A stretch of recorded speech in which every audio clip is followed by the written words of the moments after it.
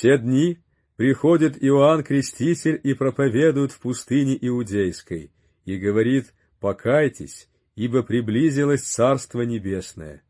Ибо он тот, о котором сказал пророк Исаия, глас вопиющего в пустыне: «Приготовьте путь Господу, прямыми сделайте стези Ему». Сам же Иоанн имел одежду из верблюжьего волоса и пояс кожаный на чреслах своих, а пищей его были акриды и дикий мед. Тогда Иерусалим и вся Иудея, и вся окрестность Иорданская выходили к нему и крестились от него в Иордане, исповедуя грехи свои.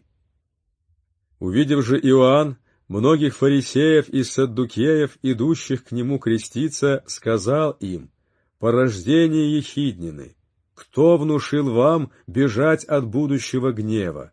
Сотворите же достойный плод покаяния, и не думайте говорить в себе: отец у нас Авраам, ибо говорю вам, что Бог может из камней сих воздвигнуть детей Аврааму.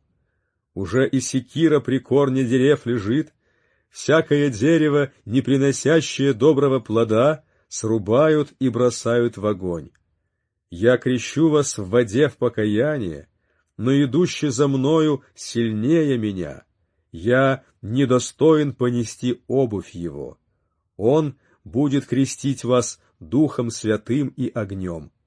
Лопата его в руке его, и он очистит гумно свое и соберет пшеницу свою в житницу, а солому сожжет огнем неугасимым».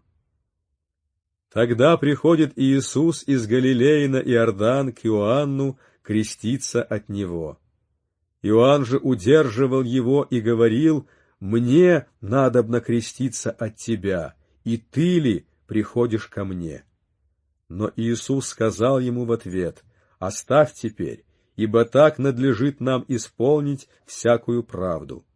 Тогда Иоанн допускает его. И, крестившись, Иисус тотчас вышел из воды, и се отверзлись ему небеса, и увидел Иоанн Духа Божия, который сходил как голубь и не спускался на него. И се глас с небес глаголющий: «Сей есть Сын мой возлюбленный, в котором мое благоволение».